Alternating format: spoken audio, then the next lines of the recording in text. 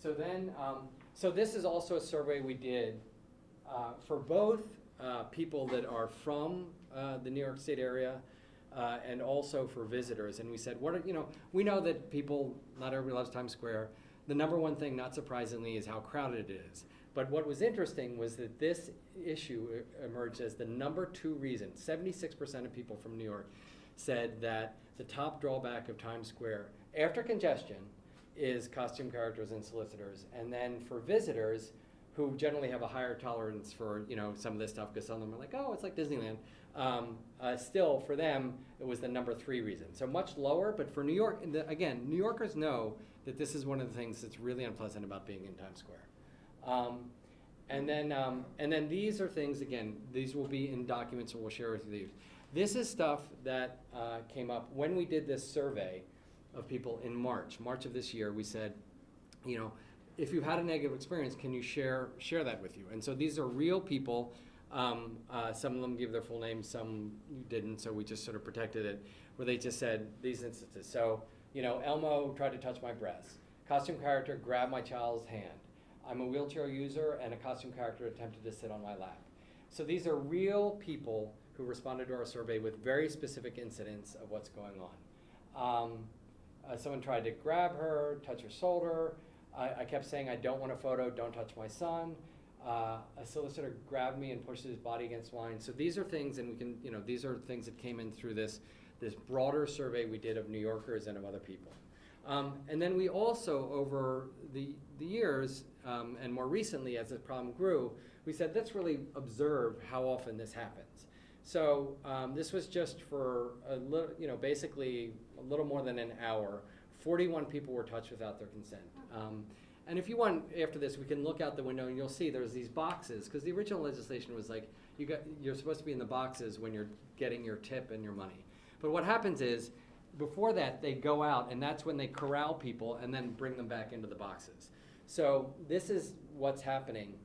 And so if you say, and again, we tried to be reasonable about this. We said, okay, it's about an hour on one of the 5 plazas, touch without consent. So if you just do the math on that, you say, okay, there's the 24 is how many people sort of got touched without consent. We said, okay, there's 3 plazas where this activity generally happens. We said, okay, let's say they're working about 6 to 8 hours a day. Now again, some of them are out 10 in the morning until 10 at night, but we try to be conservative. 7 days a week, 40 weeks, because people aren't out there in January and February nearly as much. And this was our estimate of how many people are being touched without a consent in the course of a year. You can see how we built the number. It's not incredibly scientific, but it's based on observations. And then even if we're like off and we cut that in half, 60 to 80,000 people being touched without consent in the course of a year. That's why everybody who's in New York knows that this is an issue, and that's why we're saying there needs to be a legislative solution.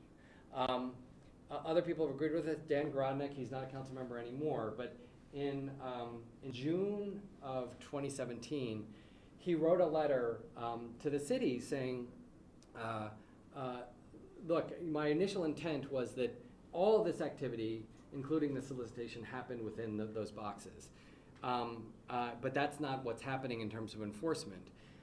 And we can go into that a little bit further. But basically, this is a statement from him today where he said the initial intent was that the whole, people can't get dragged into the, slowed down and dragged into the thing.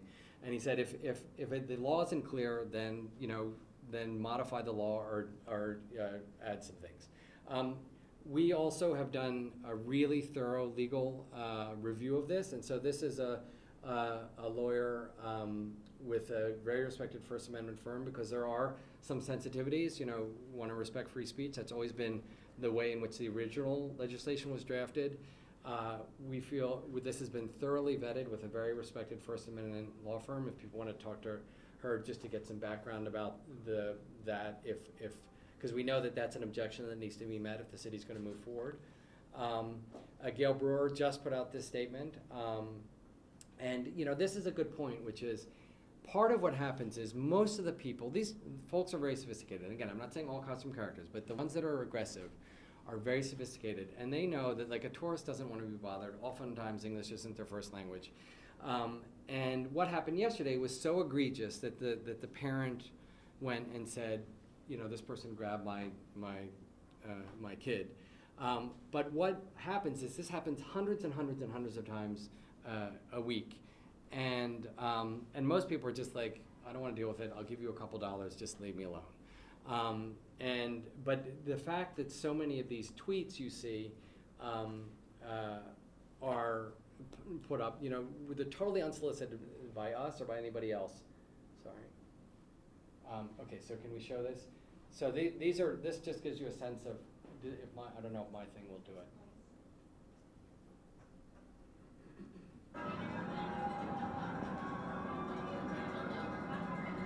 So here you see the way they kind of chase people down in the plaza. So they're zooming after someone, and they see some kid. It's often an unaccompanied female. You know, they often target Asian people because they think that they're tourists. And then you can see they're trying, and then if the person just, you know, acquiesces, then 5 of them are around there, and then they shake them down asking for money. So here, somebody just trying to get away from them. Okay, so here's another phenomenon, don't touch my kids. So here are some things, and these are done, you know, very amateur with us with like an iPhone or, you know, like, but this is, you go out there, now if you're out there with the camera, you're not gonna see this. If you go out there today, because there's been a lot of press attention, they're all gonna be staying in their boxes, you're not gonna see any of this stuff. I look out my window, I see it day after day after day. So play this one. So this is, see, they put their arm around the kid without consent, and then the parent has to yank the kid away. Another, put the arm around the kid. Often the kid gets really engaged, and the body language of the kid may be like, oh, I like this. Even the parent may like it, but there's no choice about it. Okay. Next. So, and then this is a third category of thing, which is like, don't grab me. So again, this is on 42nd Street, which is another issue where even outside of the plazas, they come here and they swarm people. So 42nd Street has become a major area. So part of the proposed legislation says these rules apply like on 42nd Street and some of the places right near Times Square. So again, it's often grabbing someone under their arm and then they're like trying to get away. Okay. So again, 48 unsolicited touches within 18 minutes during this 20-minute period. Again, we'll share all this with you. So this was just a video that shows where we had a camera. You can show it just from this. So we just put a camera in my window over here, and we're just like, we're watching to see where are people getting sort of approached and touched without consent. And sometimes it's a gentle touch, but you see about half the time it's the whole intention is to slow people down or to put your arm around them to deal with it. So we just circled it over the course of, again, in 20 minutes of where these touches happen. So we can go ahead because this is hard to see from a distance. So how do we get here? Again, back in 2015, everybody remembers all the newspaper headlines. It focused on the naked ladies because that was sensational. Frankly, that was never the core of the issue. The issue was, you know, aggressive behaviors by people. Back in 2015, you know, Mario character harassed me, tried to pick me up. Elmo, you know, touched my arm. I hate Times Square. Spider-Man creepily touched me. Elmo touched me. This is 2015. This is happening again. Okay, so again, we share all this. Spider-Man just touched me.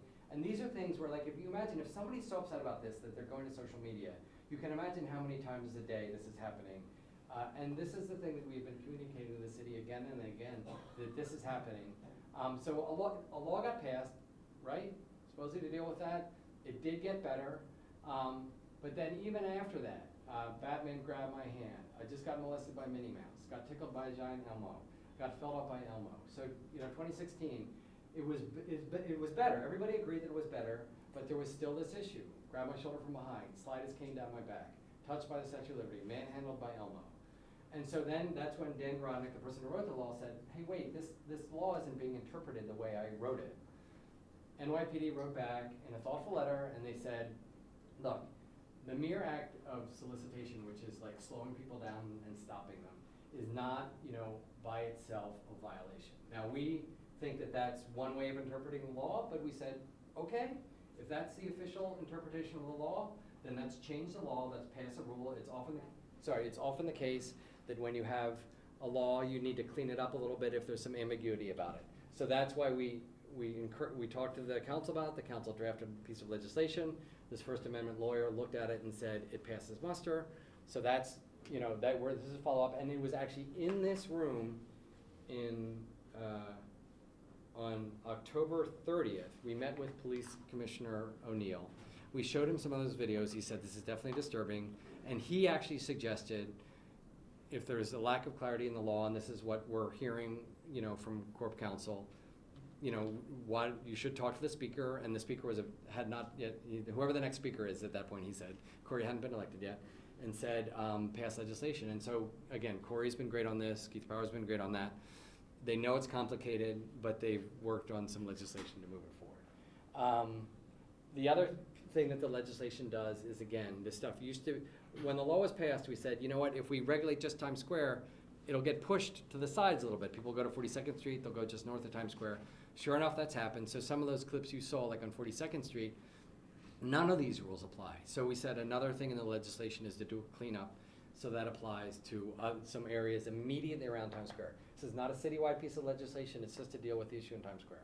So again, 2017, and just anybody that's been coming to my board meetings over the last 5 years, we give an update. We show these, got groped, Mickey Mouse physically grab you, Mickey Mouse came up behind me, do not touch me, Elmo.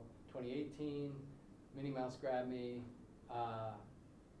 Batman had his mitt catch my back, I just got assaulted by the Hulk. And then, is this from Instagram? Do we know what this is from? It's from TripAdvisor. TripAdvisor, oh, so TripAdvisor, right. So Times Square, 1 in 10 jobs in the city are driven by Times Square, directly or indirectly. Tourism, we're about to hit 67 million. This is a huge thing. If you're going and you're getting harassed and then it's posted on TripAdvisor, that's not good for the city's economy. But again, remember, it's happening to 1 in 2 of New Yorkers. So TripAdvisor, if they don't respond, they will surround you, they shame you, sexually assaulted by a person in an Elmo costume, reaches out and grabs your arm, reached out and grabbed my son's arm. CD sellers also do this. Anyway, this keeps going. This is 2018. Grab me, I've never felt so violated. Happens to men and women.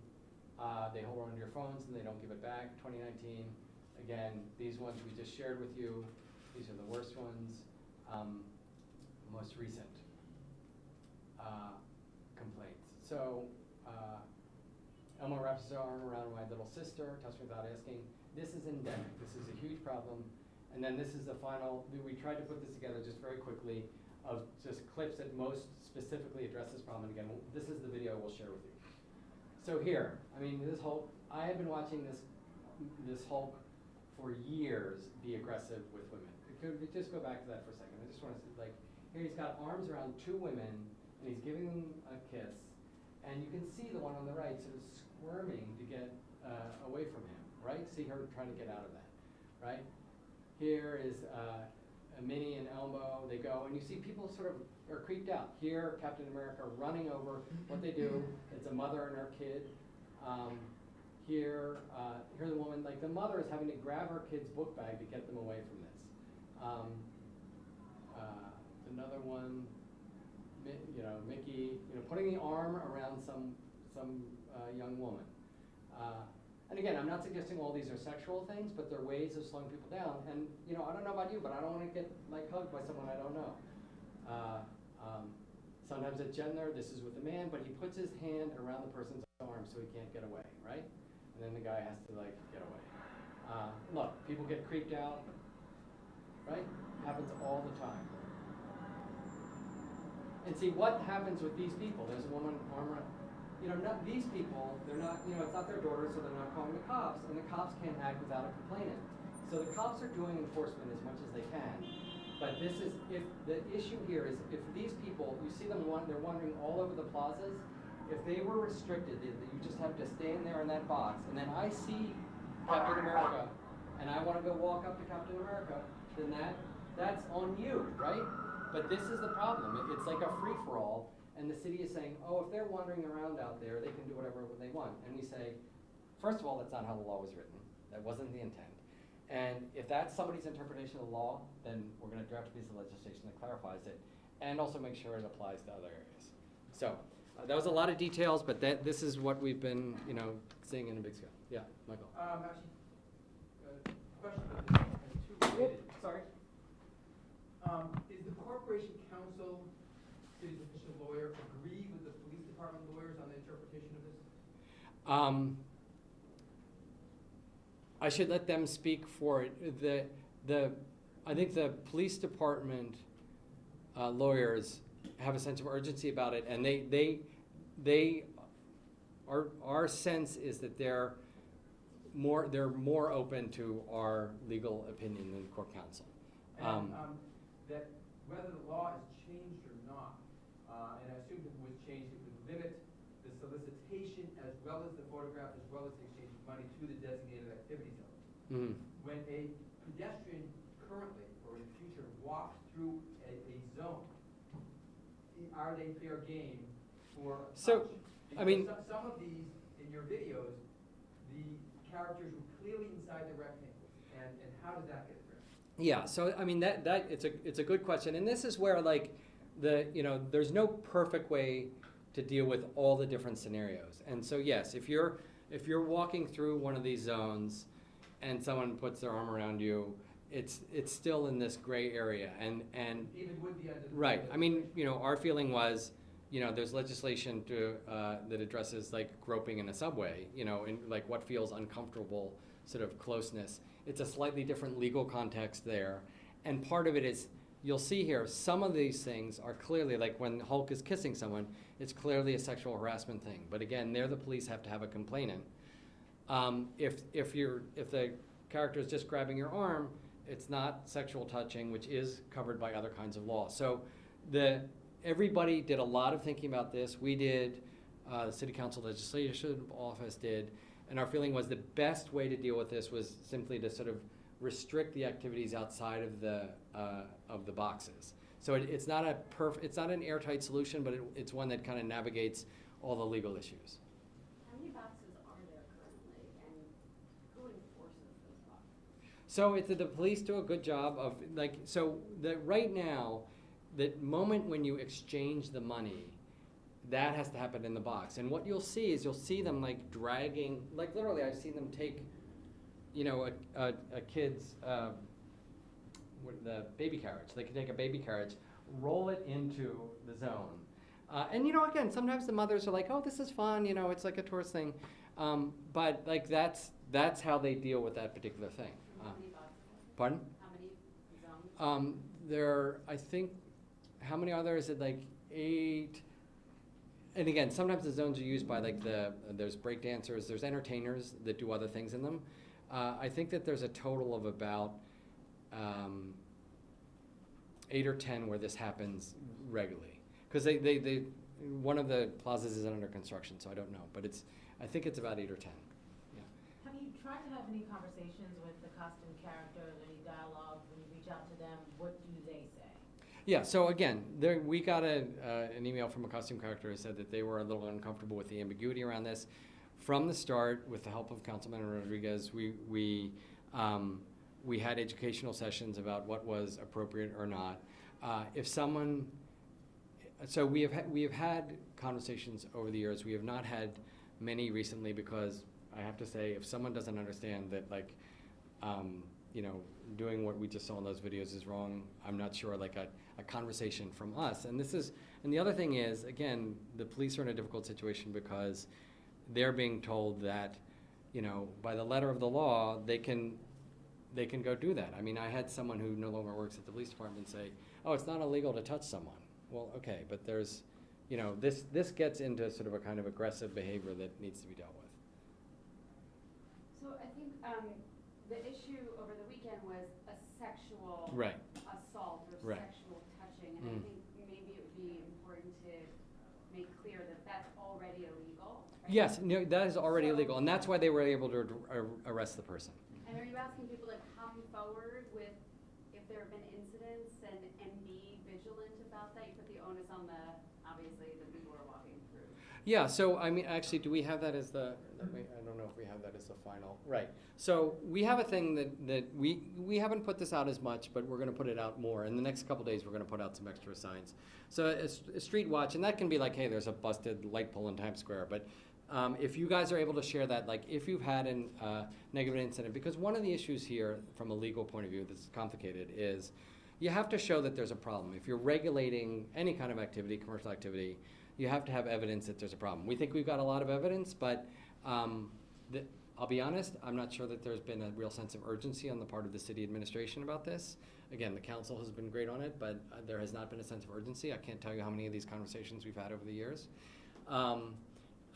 So I think that if you know, people say, this is what's happened to me, and it's, you know, there's a fresh round of documentation, so if you can do the hashtag elmo you don't, and streetwatch@tsq.org, we can have additional, you know, I have no doubt, if we did a survey and you know, 1 in 2 New Yorkers said they've had some kind of unpleasant interaction, then we'll get additional evidence, and that helps both for passing the law, because some people, for as long as this issue has been around, some people have been like, oh, you know, come on, they're just trying to earn a living, and some are, but we also say that there are behaviors that are problematic that need to be dealt with. Can you just run through as much as you can share the incident from yesterday and why it stands out as being so egregious? What happened? So you know, I don't know much more than what's in the police report or what was described. I think it was just a case where, you know, I guess this Elmo went. Tom, do you know any of the details about the actual? I don't know if we saw. Did NYPD give us any other details about this particular incident? Just that the Elmo grabbed the 14-year-old's buttocks. Right. Yeah, so I, again, like you know, for better or worse, this is my job, and I'm out there all the time, and I've seen that one of the costume characters that dresses the Incredible Hulk is incredibly, you know, happy fingers with unaccompanied women. But the problem is, if the police say legitimately, if I don't have a complaint, I can't do anything about it. Again, you'll see plenty of others. You know, there's other cases where the people dressed up as Minnie Mouse, they're women. They're not sexually assaulting somebody, but they're still kind of like making people uncomfortable with this sort of swarming and surrounding and touching. Anyway, so again, that is specifically a sexual assault, but we felt it was important to give a context of like, this is happening much more than we see overall, all this kind of stuff. And just like any other, I think there's a lot more sensitivity than there was even 3 years ago about sort of the range of ways in which people can be made uncomfortable by someone touching them. And it doesn't have to be a grind in a subway in an explicitly sexual way to be inappropriate and something that makes people feel uncomfortable. And we have all these completely unsolicited tweets, TripAdvisor things, Instagram posts, and survey responses that show that people are deeply uncomfortable with this, and it's time to deal with it. As someone who's observed their behavior for a long time in this area, do you think that, you mentioned earlier that they've become more aggressive. Have they become more aggressive, or is there heightened awareness, or is it a product of both?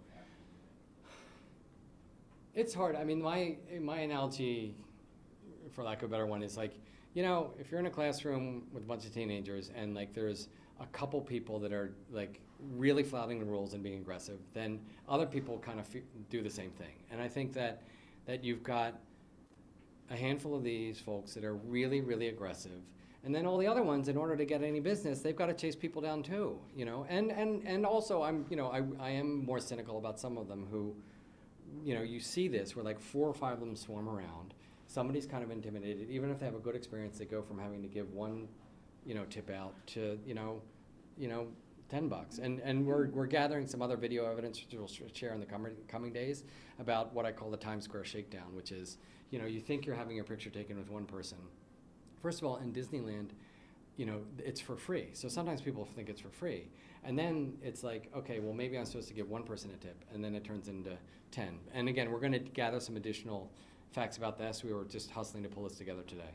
For better or worse, the costume characters have become quintessential Times Square. Would the Times Square Alliance prefer that wasn't the case and that they weren't out there, period? No, we've always said, you know, whether it was the Naked Cowboy or for a long time there were the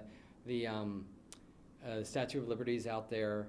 And like, this is Times Square. Quirky is fine, but creepy is not. That's what we've always said. And, you know, and there's a lot of people out there that are just trying to earn a living who don't have a lot of economic options. You know, this is part of the nature of Times Square. You go to Coney Island, you have a bunch of crazy entertainment things happen for you.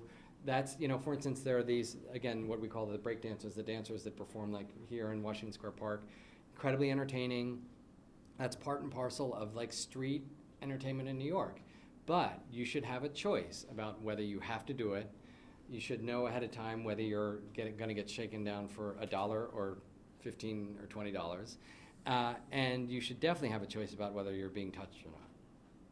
So the city council, in your mind, needs to narrow the definition of the law, focus it down a little bit, be more specific as to what exactly is inappropriate? It's really about saying what's the activities that are being regulated. So right now, the act of going out and sort of grabbing someone and being like, give me money, is like, that's the area that's sort of ambiguous. So there's got to be, basically, city council, at the suggestion initially, as I said, of the police department, has drafted legislation that will clarify what part, because it's all part of the same thing. You know, you may remember a few years ago when this first came up, people were like, we're just artists expressing ourselves. There is no one down there that is saying anything other than they're just trying to earn a living.